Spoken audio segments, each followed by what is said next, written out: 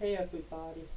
Okay, I used to do a lot of work on computers. I still do off and on.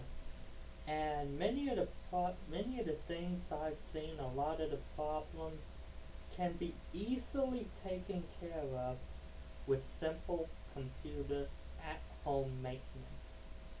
Like a good antivirus or a good anti-malware. And to be frank, I'm getting tired of fixing computers because of a virus or malware or poor maintenance, basically. So I'm making this video to tell you step by step easy computer work. Okay? If you do what I say, you should not have to bring your computer in to see a tech for a while. First thing I recommend, because I'm not going to go into detail on motherboards and hard drives and stuff, I'm just going to tell you the basics to do. That will save you probably a couple hundred or more dollars. First thing you need is a firewall. Any Windows comes with a built-in firewall, so don't worry about that. The second thing you need is an antivirus. Now, I've worked on a lot of computers where people use McAfee, Norton, and Luke Firewalker, and all kinds of antiviruses. Like 10 or 12 of them. And my advice to you is AVG Antivirus. You can get this program for free at biohippo.com. You can download it and install it for free. The basic free edition runs circles on any other antivirus I've seen on the market. So get yourself AVG Antivirus. The second thing you would need is an anti-malware that will not cause a conflict with your antivirus. So my advice is get yourselves Malwarebytes Anti-Malware. And that is Malwarebytes, BYTES, Anti-Malware. Again, you can get this program at biohippo.com for free, install it, and again, to me, in my opinion, it's a good working program. It will provide protection. Now, I have found that in some cases, an anti-malware and an anti-spyware alone will not do the trick. So, what you do is get yourself on top of these an anti-spyware. I prefer Spyware Blaster, or Super Anti-Spyware would be better.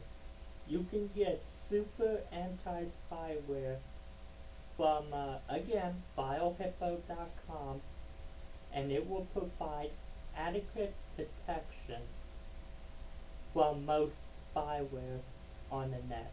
So, with AVG, Malwarebytes, and Super Anti-Spyware, you should not have anything to worry about program-wise. And those three programs I use on my computer, and I have not had a conflict with them yet. I cannot say the same thing about Norton and McAfee. So, and Luke Firewalker, the only thing Luke Firewalker is good for, in my opinion, is target practice. So, the next thing to do when you're talking about computer maintenance is take off your case every so often, the shield of your computer, and take a vacuum cleaner and don't touch any of the electronic parts. Just lightly vacuum clean the inside out without touching any of the electronic parts. That's what I do to my computer, and I have not had a problem with a memory card burning out or with a wire burning out or with anything like that. Because I've seen a lot of computers where dust that built up over years of use did some serious damage. So take a vacuum cleaner, take the hose of the vacuum cleaner and lightly vacuum clean it. Do not touch any of the electronic parts with the vacuum cleaner hose. Just like, let's say this is your motherboard right here. Just take the vacuum cleaner hose like this and lightly vacuum clean it or blow off the dust. Then you put your shield back on and your computer's ready to go. And the final piece of advice I can give based on the computers I've worked on: if you're going to go to a porn site, at least go to like adultempire.com or something, because viruses are not so common. I have fixed at least 20 or 30 about 20, about, let's just say 25, because I stopped counting after 20. I have fixed 25 computers, at least, because somebody got a virus that started messing with the BIOS and messing with the controls and stuff and moving this and that around. That the whole place where they got the virus was off porn sites. You have a greater chance of getting a computer virus off of a porn site than you do the majority of the other sites. So my best advice to you is, unless the porn site is highly accredited, I mean it's a top of the line, really expensive porn site, stop looking at porn on the internet.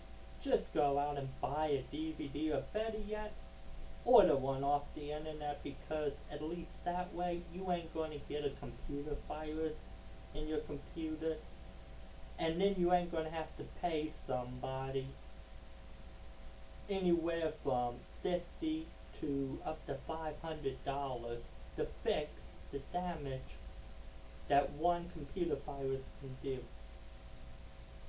And if it's a Trojan or a worm that will allow someone to hack into your computer,